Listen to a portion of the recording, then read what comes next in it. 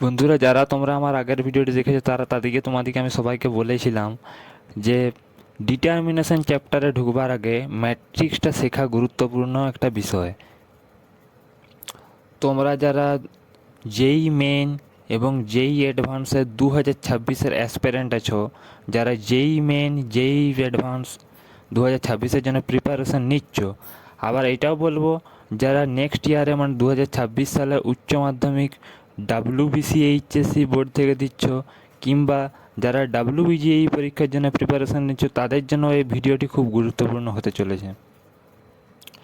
জেই অ্যাডভান্সের জন্য তো ডিটারমিনেশনটা অত্যন্ত একটি গুরুত্ব চ্যাপ্টার, কিন্তু তার জন্যে ডিটারমিনেশনের থেকে ম্যাথামেটিক্যাল প্রবলেম সলভ করবার আগে আগে ম্যাট্রিক্স সম্বন্ধে একটি ধারণা থাকা দরকার। সে ধারণাটি ক্লিয়ার করার জন্য আজকের এই ভিডিওটি আমার করা। প্রথমে আমরা একটি উদাহরণ সমেত ম্যাট্রিক্সের সংজ্ঞা মানে ম্যাট্রিক্স কাকে বলে সেটা জেনে নিই। ম্যাট্রিক্সের ডেফিনেশন হলো যে কয়েকটি সংখ্যাকে সারি ও কলম আকারে সাজালে যে আয়তাকার সজ্জা পাওয়া যায় তাকে ম্যাট্রিক্স বলা হয়। যেমন এখানে উদাহরণটা দিয়ে দিয়েছি, দেখো। সারি মানে কি? বাম দিক থেকে ডান দিকে যাচ্ছে। প্রথমে বাম দিকে 4 আছে, ডান দিকে 10 আছে। তার নিচে ঠিক নিচে বাম দিকে 0 আছে, ডান দিকে 3 আছে। তার নিচে বাম দিকে 7 আছে, ডান দিকে 8 আছে। দেখতেই পাচ্ছ। তাহলে এই বাম দিক থেকে ডান দিকে যে যাচ্ছে সংখ্যাগুলি, সেগুলোকে বলা হচ্ছে সারি। কটা সারি আছে? 3টা সারি আছে। যেহেতু 3টা সারি আছে, এবার উপর নিচে বরাবর সংখ্যাগুলো দেখো 3টা করে করে সংখ্যা আছে, 4, 0 আর 7। এখানে 10, 3 আর 8, মানে 3টা করে সারি, আর উপর নিচে বরাবর গুনলে 3টা করে সংখ্যা। পাশাপাশি গুনলে 2টা সংখ্যা, উপর নিচে বরাবর গুনলে বাম দিক থেকে ডান দিকে গুনলে 2টা করে সংখ্যা, আর উপর থেকে নিচ গুনলে 3টে করে। তাহলে এটা হচ্ছে স্তম্ভ, বা আরেকভাবে কি বলা যায় যে সারি বা কলম। এটাকে কলমও বলতে পারো, এটাকে স্তম্ভও বলতে পারো। বাম দিক থেকে ডান দিকে যেগুলো যাচ্ছে সেগুলোকে বলা হচ্ছে সংখ্যার সারি, আর উপর থেকে নিচে যেগুলো যাচ্ছে সেগুলো কলম বা স্তম্ভ বলে। একটা হচ্ছে রো আর একটা কলম।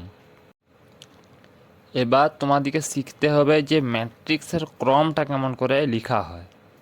দেখো, বাম দিক থেকে ডান দিকে যাচ্ছে সারিগুলা 2টা করে সংখ্যা আছে সারি বরাবর, এবং কলম বা যেটা স্তম্ভ বরাবর 3টা করে সংখ্যা আছে।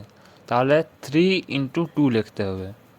যেটা কলম সেটা আগে লিখতে হবে গণিত চিহ্ন দিয়ে, তারপরে যেটা রো বা যেটা সারি সেটার যেটা সংখ্যা আছে সেই সংখ্যাটা লিখতে হবে। 3 × 2 কেন লিখেছি?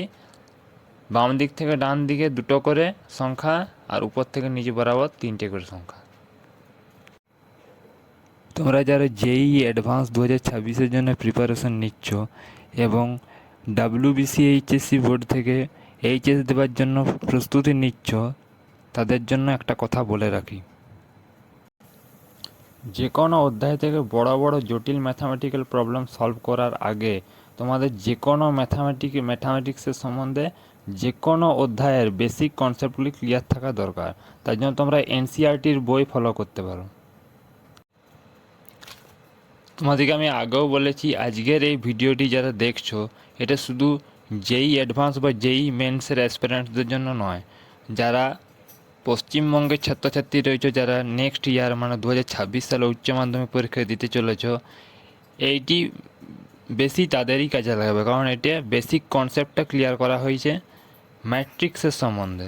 তোমাদের যে উচ্চ মাধ্যমিকের যে 3rd সেমিস্টারে যে ম্যাট্রিক্সের অধ্যায়টা রয়েছে, এইটা মূলত সে 3rd সেমিস্টারের ম্যাট্রিক্স অধ্যায়ের যে বেসিক কনসেপ্ট, যেটা থিওরিগুলো রয়েছে, সেই থিওরিগুলো সম্বন্ধে এক্সপ্লেনেশন দেওয়া হয়েছে।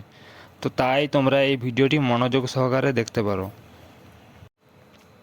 আমি তোমাদের একটুক্ষণ আগে বললাম যে এই ধরনের যেটা দেখছো সংখ্যাগুলিকে সাজানো হয়েছে, কিভাবে সাজানো হয়েছে? সারি ও কলম আকারে এমনভাবে সাজানো হয়েছে যেটা আয়তক্ষেত্রের মতন দেখতে লাগছে, ঠিক একটি আয়তক্ষেত্রের মতন। এইটার বদলে যদি আয়তক্ষেত্রের মতন না সাজিয়ে যদি এটা বর্গক্ষেত্রের মতন সাজাতাম, তাহলে কি বলা হতো? এটাকে তো ম্যাট্রিক্স বলা হচ্ছে। যদি বর্গক্ষেত্রের মতন সাজানো হতো তাহলে সেটাকে বলা হতো বর্গ ম্যাট্রিক্স। বর্গ ম্যাট্রিক্সের সংজ্ঞাটাও তোমরা জেনে নাও। যে ম্যাট্রিক্সে সারি ও কলম সংখ্যা সমান থাকে সেই ম্যাট্রিক্সকে বর্গ ম্যাট্রিক্স বলা হয়। বর্গ ম্যাট্রিক্স সম্বন্ধে ধারণা থাকা অত্যন্ত গুরুত্বপূর্ণ, কেননা ডিটারমিনেশনের চ্যাপ্টারে যখন তোমরা ঢুকবে তখন এই বর্গ ম্যাট্রিক্স সম্বন্ধে ধারণাটা খুব গুরুত্বপূর্ণ। যেমন দেখো এখানে একটি বর্গ ম্যাট্রিক্সের উদাহরণ দিলাম। এই 1 2 3 পরপর লেখা আছে, বাম দিক থেকে ডান দিকে সংখ্যাগুলি গেছে, এইটি একটি কলম। 4 5 6 বাম দিক থেকে ডান দিকে সংখ্যাগুলি গেছে, এটি একটি কলম। 7 8 9 বাম দিক থেকে ডান দিকে গেছে, এটি একটি কলম।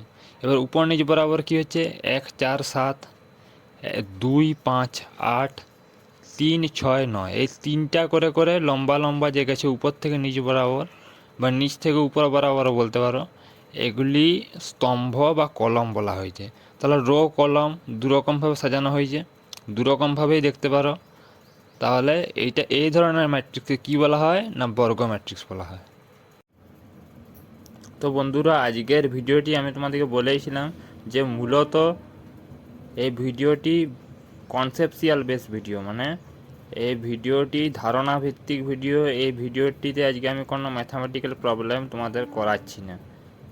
এই ভিডিওটি যারা তোমরা দেখেছো, এবারে তোমাদের যাদের উচ্চ মাধ্যমিক নেক্সট ইয়ারে দেবে, যারা কারোর ছায়া প্রকাশনের বই আছে কিংবা কারোর সাঁতরা প্রকাশনের বই আছে, তোমরা এই দুটি বই ফলো করতে পারো।